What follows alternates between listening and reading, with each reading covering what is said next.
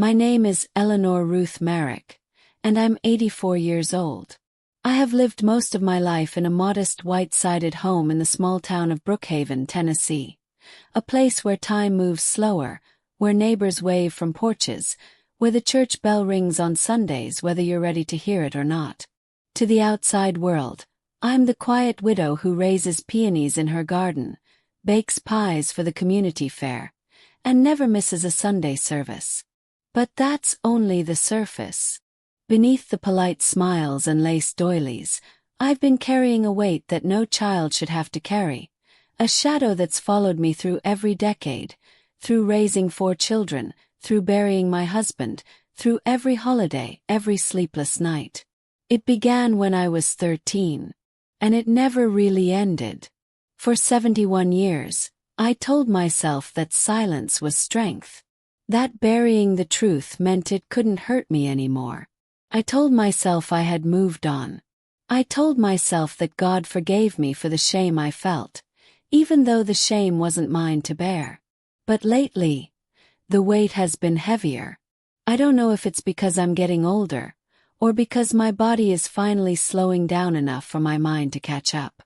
But I can feel it, the truth pressing harder against my ribs, clawing its way up my throat, begging to be let out. And last month, something happened that made it impossible to keep quiet any longer. It was a Sunday afternoon just after church. My oldest daughter, Clara, had invited the whole family over for lunch at her place, a big 2-story home with wraparound porches and a yard full of magnolias. All 4 of my children were there, along with my grandchildren and a few great-grandbabies, their laughter bubbling through the air like music. We were in the dining room, passing around platters of fried chicken and bowls of mashed potatoes. The air was warm, filled with the smell of biscuits and the chatter of too many conversations happening at once. I was sitting at the far end of the table, watching my grandson Jonah tease his little sister by stealing her cornbread. Then, heard it. Voice. Not his voice, not exactly, but close enough to make the hair on the back of my neck stand up. It came from the kitchen, where my nephew Mason was talking to one of my grandsons. Mason is 30 now, tall and broad-shouldered, with the same dark hair and sharp features that run in my family. I'd never paid much attention to his voice before, but that day I couldn't unhear it. The cadence, the way he drew out certain words, the low hum of his laugh. It was just like my brother David's. The fork in my hand froze halfway to my mouth. For a moment, I wasn't in Clara's dining room anymore. I was back in the small bedroom of our family farmhouse in 1952, the summer heat sticking to my skin, the cicadas screaming outside, the sound of my mother's sewing machine clattering in the kitchen, too far away to hear the door click shut behind him. "Eleanor!" Clara's voice cut through the fog. She was leaning toward me, concern in her eyes. "You okay? You look pale." I forced a smile, pushing my fork down onto the plate. "I'm fine. Just a little tired." But I wasn't fine. The rest of the meal blurred into noise. My hands felt cold even though the room was warm. Every time Mason spoke, my stomach clenched, my chest tightened, and I found myself gripping the edge of my chair as if I could hold myself steady through sheer willpower. By dessert, I knew I couldn't sit there another minute. I stood, claiming I needed to get home to rest, and kissed everyone goodbye. I avoided looking at Mason when he hugged me. When I got home, I didn't go inside right away. I stood on my porch, staring out at my peonies, my breath shallow. It had been decades since I'd allowed myself to truly remember that summer, but Mason's voice had cracked something open. And once a crack forms, the light and the dark both find their way in. That night, I took out the old cedar box I keep tucked under my bed. It's been with me through every move, every chapter of my life. Inside it are pieces of me I've never shown anyone. Not my children, not my husband, not even my closest friend from church. There were letters from my husband during his years in the Navy, the baby bracelet from my firstborn, the pressed flower from my wedding bouquet. And at the very bottom, a small, faded notebook. The cover was cracked, the edges frayed. Inside, in my careful teenage handwriting, were the words I had been too afraid to say out loud. I hadn't opened it in decades. My hands trembled as I turned the pages. Each entry was a snapshot. The day it started, the nights I pretended to be asleep, the mornings I scrubbed my skin raw in the wash basin. And then there was the entry from the last night before I left for boarding school, the night I thought I'd finally be free. I read every word. I read until the tears blurred the ink, until the old ache in my chest roared to life again. By the time I closed the notebook, I knew. This wasn't just my burden anymore. I was going to tell them. But telling them wouldn't be simple. My brother David was long dead, buried with a shiny veteran's headstone and more praise than he ever deserved. My parents were gone too. The only ones left were my children, my grandchildren, my nieces and nephews. And they all grew up believing David was a good man. Hero even. That was the story I had allowed them to believe. And once I told the truth, it would shatter everything. That thought terrified me. But it didn't stop me. Because I knew something else too. If I died without telling this story, I would be leaving the same silence behind that allowed him to hurt me in the first place. And I couldn't bear the thought of another girl, in my family or anyone else's, growing up in that same kind of darkness. So I made a decision. I would call a family meeting. And when we were all in the same room, I would open that notebook. And I would read. I didn't sleep much that night. My mind kept circling the same questions. Would they believe me? Would they look at me differently? Would they hate me for keeping it a secret for so long? But by morning the decision was set in stone. Called Clara first. Then my other children, Samuel, June, and Peter. I told them I had something important to share and that I needed the entire family to be there. I didn't tell them what it was about. Some were curious. Some sounded worried. But they all agreed to come. The date was set for the following Sunday afternoon, in Clara's living room. I hung up the phone, stood in my kitchen, and realized my hands were shaking. I pressed them flat on the counter, whispering to myself, "You can do this. You've carried it for 71 years. You can carry it for one more week." But deep down, I knew it wasn't about carrying it anymore. It was about setting it down. On Sunday, I dressed with care.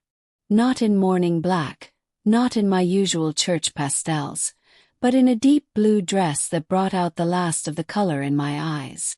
I pinned my silver hair into a tidy bun and slipped the notebook into my handbag. When I arrived at Clara's, the house was buzzing. Laughter in the kitchen, kids chasing each other down the hall, the smell of roast chicken drifting through the air. They didn't know. Not yet. I waited until everyone was settled, the chatter dying down to a comfortable hum. I stood, smoothed my skirt, and felt every eye turn toward me. "I have something to tell you," I began. My voice was calm. "Come." And as I reached into my handbag for the notebook, I saw it. The curious tilt of heads, the faint smiles, the assumption that whatever I was about to say was small, ordinary, harmless. But what I was about to say would break the shape of our family forever. The summer of 1952 was hot enough to curl the edges of the photographs on Mama's dresser. Back then, summers in Brookhaven didn't just settle in, they invaded. The air got thick, syrupy, sticking to your skin no matter how many times you washed. The cicadas screamed from the trees from sunrise to sundown, their droning like some kind of ancient chant. I was 13 years old that summer, and if you'd asked me then, I would have told you my biggest worry was whether I'd get my new Sunday dress finished before the August revival. That was before everything shifted. Before I realized my life had already been shifting for years, in quiet ways I didn't have the words for. Our farmhouse sat on the far edge of town, past the dirt road that turned to mud every time it rained. Daddy had inherited it from my granddaddy, and Mama kept it neat as a pin, though it was more worn down than she liked to admit. The paint was peeling off the porch rails. The windows rattled when the wind kicked up. And the screen door had a squeak so loud, you could hear it from the back pasture. I shared the upstairs with my brother David. He was 5 years older than me, 18 that summer, fresh out of high school. He was handsome in the way small-town boys can be when they know everyone's eyes are on them. Dark hair, green eyes, a jaw that looked carved. People said he had movie star looks, and a promising future. I only knew he could change the weather in a room without saying a word. That summer, Mama had taken on extra work at Mrs. Goodwin's sewing shop in town. Daddy worked long days fixing tractors and farm equipment, sometimes not getting home until after dark. That meant a lot of afternoons with just me and David in the house. First, I didn't think much of it. He'd been my big brother all my life. He used to push me on the rope swing in the oak tree out front. He'd carry me on his shoulders when my feet hurt during the fair. He'd even taught me how to skip stones at the river. Said I was a natural. But somewhere between my 12th and 13th birthday, something changed. Not all at once. Not in ways I could point to and say, that's when it started. It was smaller things. The way his eyes lingered too long when I came down the stairs in my Sunday dress. The way his jokes got quieter when it was just the two of us. The way his hand would rest on my shoulder a little too long, pressing down just enough to make me feel trapped. One afternoon in late June, Mama was at the sewing shop and Daddy had gone to help a neighbor fix his combine. I was in the kitchen, peeling potatoes for supper, when David came in from the barn. His shirt was sticking to his back with sweat, and he poured himself a glass of water without saying a word. "You're quiet today," I said, trying to sound light. He just looked at me. That look made my stomach tighten, though I didn't know why. "You've got dirt on your dress," he said finally. "Come on, I'll help you clean it off." I started to say it could wait, but he'd already come around the table, his hand closing around my arm. His grip was warm and firm, and something about it made me freeze. He led me toward the back room, the one we used for storage, and when the door shut behind us, the air felt different. I can still hear the click of that latch. 60-odd years later, I still hear it sometimes when I close a door. What happened in that room is something I will not dress up in softer words. But I will tell you this. It was the first time I understood that someone you trust can become someone you fear in the space between one breath and the next. When it was over, he told me not to tell anyone. Said no one would believe me. Said Mama would be heartbroken if she knew I was trying to ruin his life. I believed him. I went upstairs, washed my face, and set the table for supper like nothing had happened. That night, I lay in bed and stared at the ceiling, counting the cracks in the plaster. I thought about telling Mama, but then I remembered the way she'd slapped my hand just a week before for back-talking David when he teased me about my hair. She'd told me, "He's your big brother. Show him some respect." Respect. That word felt different now. I didn't sleep much that night. The next morning I got up before everyone else and went outside to sit under the oak tree. I remember pressing my bare feet into the cool grass, grounding myself in the one thing that felt safe. I didn't know it then, but that was the first morning of the rest of my life, the one where I would learn to live with a secret big enough to swallow me whole. The rest of that summer was a blur of hot days and heavy silences. Didn't happen every day, but it happened enough. Always when Mama was gone. Always with that same quiet, calculated look in his eyes. I started keeping a notebook. At first, it was just little scraps of paper, tucked between the pages of my schoolbooks. Dates, times, short phrases that would mean nothing to anyone but me. I didn't even know why I was writing it down. Maybe because part of me was afraid I'd convince myself it wasn't real if I didn't. By August, the notebook was half full. One Sunday after church, I overheard Mama telling Mrs. Goodwin that David was such a good influence on me, that he kept an eye on me while she worked. Mrs. Goodwin smiled and said she'd heard the same from other folks, that David was polite, helpful, the kind of young man you could trust. My throat closed up. I wanted to scream right there in the churchyard. I wanted to pull the notebook from my pocket and throw it in their faces. Instead, I smiled and stayed quiet. The last time it happened was the week before I left for boarding school. Mama's sister in Nashville had offered to pay for me to attend, said it would open doors for me that public school couldn't. I think Mama just wanted to lighten her load at home. That night, David came into my room. I remember the moonlight spilling through the curtains, silvering everything it touched. He sat on the edge of my bed and told me I was lucky to be leaving. Said I'd probably forget all about him. I didn't say a word. I just stared at the shadow of the window frame on the floor. When he finally left, I locked the door. It was the first and only time I ever locked it. Boarding school was supposed to be my fresh start. And in some ways it was. I made friends. I learned to sew and type and carry myself with a confidence I didn't really feel. I told myself I was safe. But the thing about carrying a weight like that is, you never really put it down. You just learn to hide it better. I came home for holidays, sitting across from him at the dinner table, passing him the gravy boat with a steady hand. We never spoke of that summer. We never spoke of the notebook. And I never told. Not when I married. Not when I had my first child.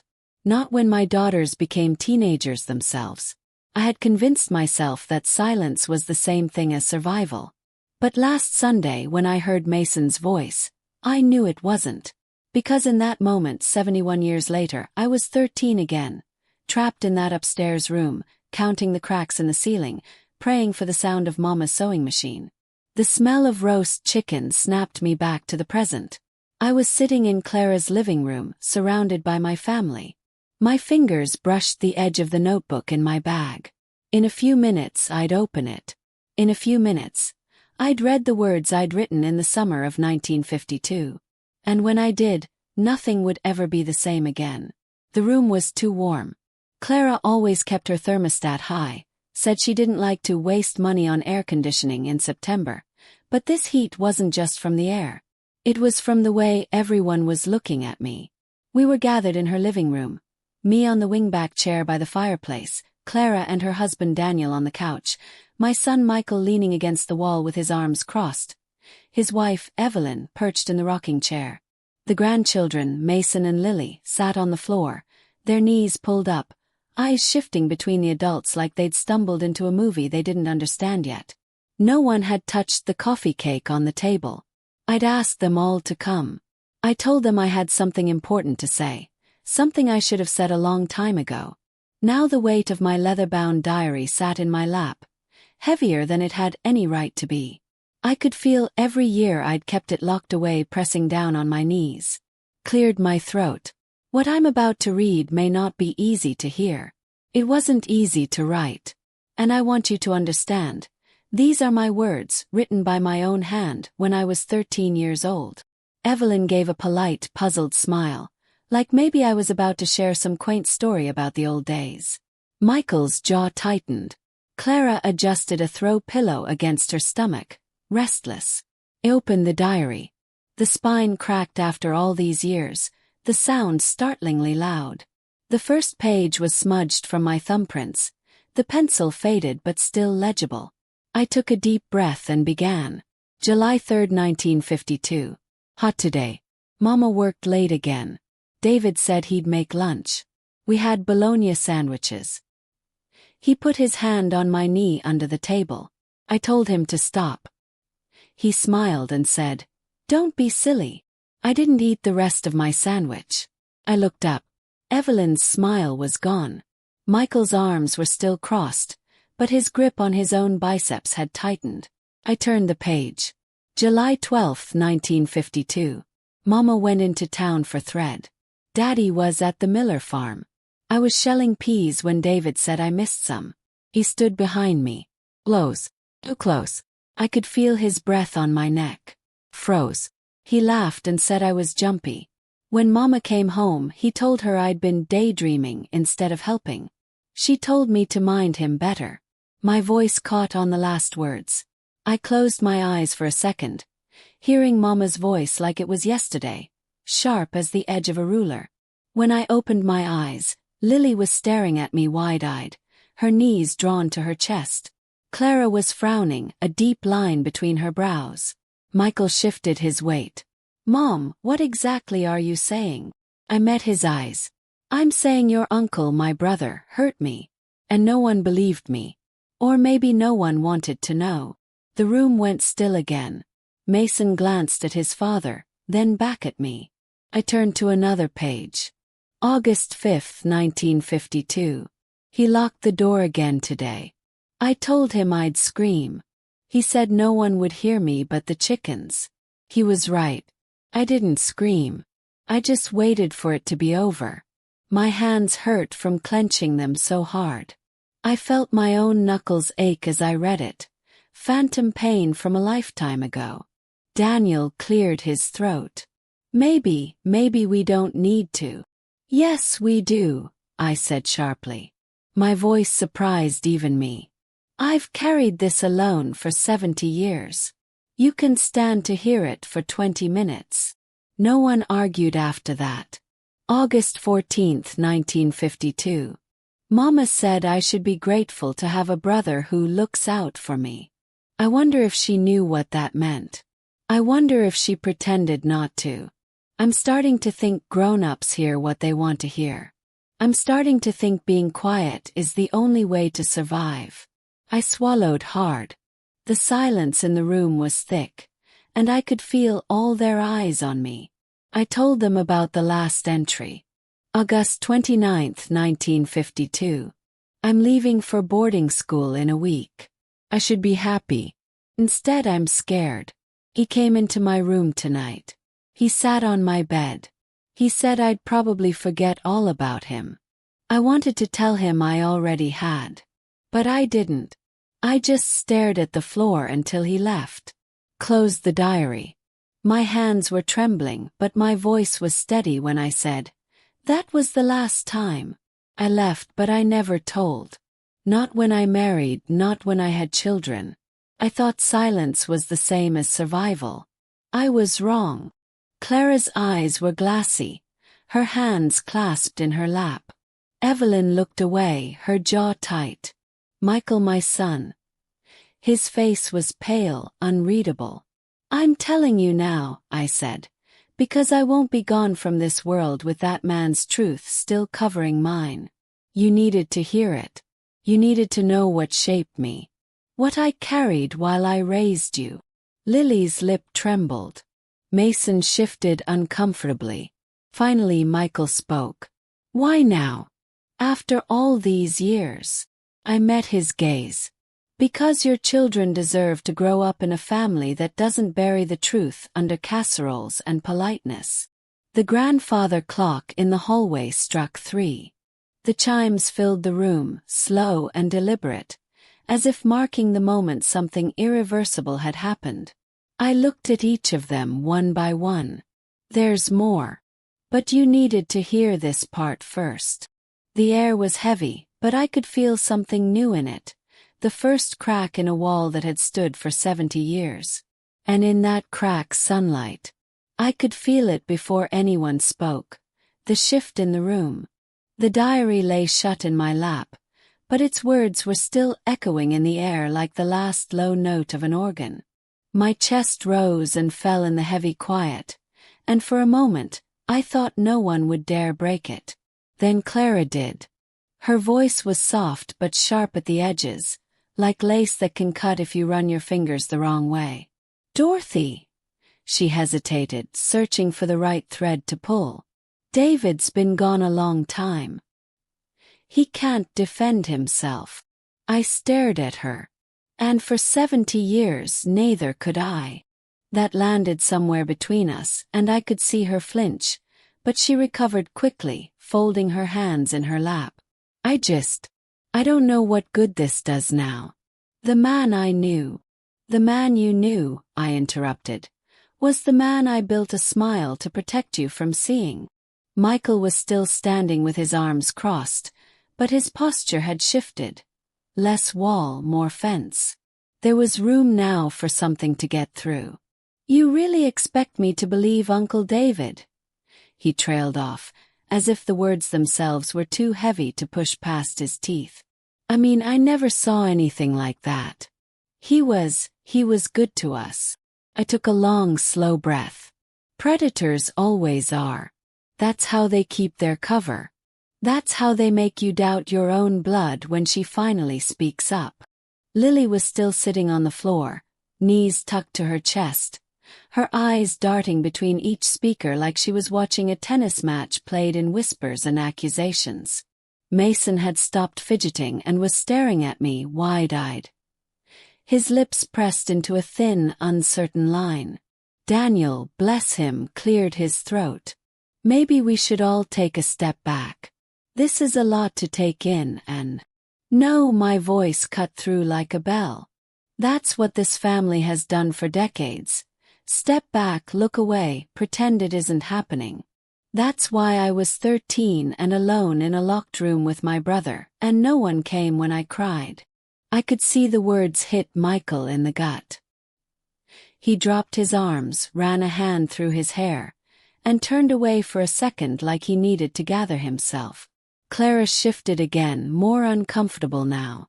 But Mama always said you and David were close. I laughed, but there was no joy in it. Mama saw what she wanted to see. And when she didn't like what she saw, she told me to stop talking. It was Evelyn who finally spoke next, her voice quiet but steady. I believe you. All heads turned toward her. Evelyn shrugged, eyes never leaving mine. I've worked as a nurse for 20 years. I've seen the way trauma sits in a person's body, in their eyes. You don't carry something like this for nothing. And the way you remember the details. No one makes that up after 70 years. For the first time since I opened the diary, my shoulders loosened, just a little. Thank you. But Evelyn wasn't finished. She turned toward Michael. You don't have to like it, Mike. But you should listen to your mother. She's telling you the truth. Michael didn't answer right away. His jaw was tight, his eyes on the floor. It's just, if this is true, then the man I looked up to wasn't who I thought he was. Exactly, I said. And maybe that's the hardest truth of all, that the people we put on pedestals are sometimes standing on the bones of the people they've hurt. Lily's small voice broke through then. Nana, why didn't you tell anyone sooner? My heart squeezed at the sight of her, knees still tucked up, hair falling in her face. She looked so much like me at that age it hurt to breathe. Because, sweetheart, I said softly, no one would have believed me then. And I was scared. He told me if I told I'd lose everything. And for a long time I thought silence was the only way to survive. She tilted her head. But now you're telling. He nodded. Because survival isn't enough anymore. I want the truth to live longer than my fear. There was a long pause. Daniel leaned forward, resting his elbows on his knees. So what happens now? You've told us. Do you want to tell anyone else? I looked around the room, my gaze sweeping over every face. The believers, the doubters, the ones caught in between. Yes, I said finally. I do. Clara stiffened. You mean, publicly? Yes, publicly. Michael straightened, alarm flashing across his face. Mom, you can't just blast this out. It'll tear the family apart. The family was torn apart 70 years ago, I said evenly. The only difference is I'm finally pointing to the rip instead of pretending the fabric is whole. But what about his kids? Clara asked, her voice rising a little. What about me? Shot back. What about 13-year-old Dorothy, sitting on the porch steps with bruises she had to explain away, wishing just one person would ask the right question? If I have to choose between sparing their feelings and telling my truth, I'll choose my truth every time. Silence fell again. The grandfather clock ticked in the hallway, each second a reminder that time is no one's friend, least of all a woman who's been holding her breath for most of her life. In that silence, my mind was already moving. I could see it, the family reunion next month. The one that would pack the town hall full of cousins, aunts, uncles, and anyone who ever shared a Sunday dinner under our roof. I could stand there, diary in hand, and say it all. Say it into a microphone so no one could claim later they didn't hear me. The idea both terrified and steadied me. For decades, I'd been made small in my own story. Maybe it was time to stand where I couldn't be ignored. I'm not asking for permission, I said finally. But I am asking for respect. I've carried this alone long enough. It's time the rest of you carry some of it too. Michael's shoulders sagged. He nodded slowly, though his eyes were still clouded. Clara turned her gaze toward the untouched coffee cake, as if it might offer her a way out of this conversation. Evelyn gave me the smallest, firmest nod I'd ever seen. That was enough for now.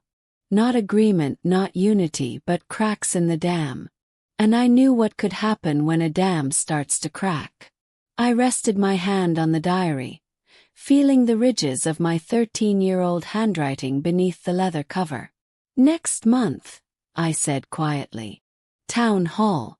Everyone who needs to hear this will be there. No one argued. The meeting broke not long after. Lily hugged me before she left, whispering, "I believe you, Nana." Mason just gave me a quick nod, like he didn't know what to say but wanted me to know he'd heard me. When the door closed behind the last of them, I sat alone in the quiet. The house felt different now. Heavier in some places, lighter in others. I thought of David. Of the way he'd smirk when Mama called him her golden boy. Of the way he'd look at me like a cat looks at a trapped bird. Of all the people who'd smile and shake his hand, never knowing. Well, they'd know soon enough. And when they did, they'd also know that Dorothy May Carter had finally stopped being quiet. The town hall smelled the way it always had. Of lemon polish, old wood, and faintly of whatever was last served at the women's auxiliary potluck. The ceiling fans hummed lazily above, pushing warm air in slow circles. Rows of folding chairs faced the front, where a wooden podium stood under the old American flag. I hadn't stood at that podium since the summer of 1961, when I read an essay on what freedom means to me, and Mama beamed from the third row. Back then, freedom was an idea I thought lived in the stars and stripes. Now I knew better. Freedom was being able to say a thing out loud without someone shoving their hand over your mouth. The room was already half full when I arrived. My heart was steady, not calm but steady. My hand shook only a little as I clutched the diary to my chest. Evelyn had offered to drive me, but I told her I needed to come alone. This was my walk to make. I scanned the crowd as I took a seat in the front row, just to the side of the podium. I saw faces I'd known since childhood, some wrinkled and grayer, some the children and grandchildren of the people I'd grown up with. And there, 2 rows back, sat Michael and Clara. Michael was watching me carefully, as if still deciding what he believed. Clara kept her gaze fixed on the hymnal-sized program in her lap, though her lips pressed tighter when our eyes met. The reunion program was printed in blue ink on white cardstock. Welcome speech, Pastor Givens. Family history presentation, Tom Ellsworth. Recognition of elders, Dorothy May Carter. I'd requested that last slot myself. The recognition of elders was usually 10 minutes of polite applause for the oldest attendees, maybe a few jokes about how we still look spry. But this time it would be different.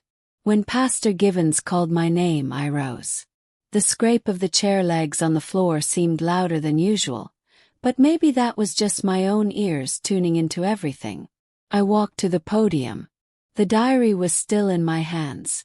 I didn't look at my notes. I didn't need to. I'd been speaking these words to myself for 70 years.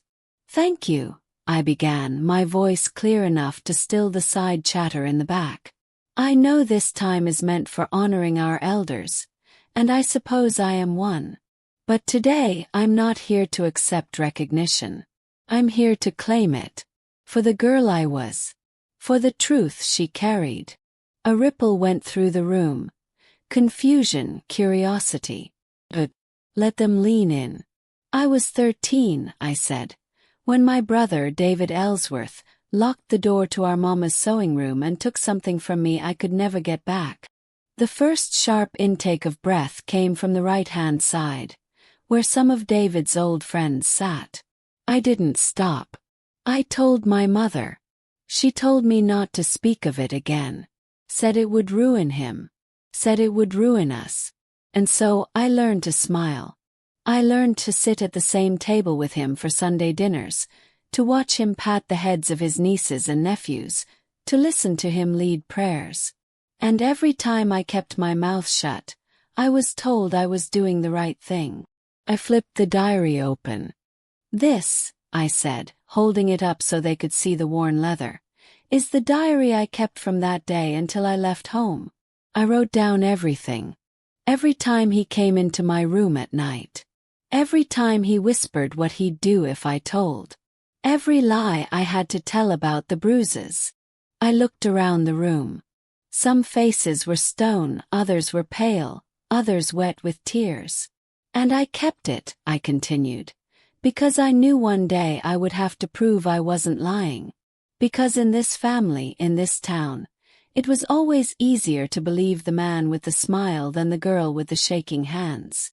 I read one entry, dated September 3, 1954. "Mama said I was clumsy again. I'm not clumsy. I tripped because I was running from him. I wish someone would ask why I run. I wish someone would see me." The words trembled in the air. "This is what I lived with," I said, closing the book. "And when I tried to speak last month, I was told again, even by some of you in this room, that I was trying to ruin a good man's name." I set the diary on the podium. My voice was steady now, and I let the weight of each word fall where it would. The truth doesn't ruin a good man. The truth only ruins the ones who deserve it. Silence. Then from the back, a chair scraped loudly. A man in his 50s, David's oldest son, Harold, stood. His face was red, his jaw tight. "You could have told this to us privately," he said, his voice shaking with anger. "Instead, you're doing this here, in front of everyone. You're just looking for attention." I looked at him for a long moment. "I waited 70 years for someone in this family to care enough to hear me," I said. "Private conversations never got me anywhere but back in the corner. I'm not going back there." Evelyn stood then, turning to face Harold. "I believe her," she said simply. Lily, my granddaughter, stood next. "So do I." Mason followed, his voice quiet but firm. "Me too." One by one people rose, some slow, some quick, until more than half the room was on their feet. Not everyone, not even most, but enough. Enough to know the dam had broken. Harold sat down, his lips pressed in a thin line. I closed the diary and stepped out from behind the podium. "I'm not here for vengeance," I said, my voice carrying even without the microphone. "I'm here for the girl I was, and for any girl or boy in this family now who needs to know they're not alone. I'm here so that silence doesn't win again." I left the podium to applause, some loud and fierce, some polite and uncertain. But applause all the same. Later, as people milled about with plates of fried chicken and potato salad, Lily slipped her arm through mine. "You did it, Nana," she whispered. I looked at her, at the way her chin was set, the way her eyes were fierce and clear. "No," I said softly. "We did it. 'Cause you stood up too. And maybe, just maybe, that means the next time a voice like mine speaks, it won't take 70 years for someone to listen." I glanced back at the podium, where the diary still rested. For the first time in my life, it didn't feel like a weight I had to carry alone. And as the ceiling fans hummed and the chatter swelled, I knew something had shifted forever. The family could try to hide. The town could try to forget. But the truth had been spoken into a room that couldn't pretend anymore. And it would live there long after I was gone.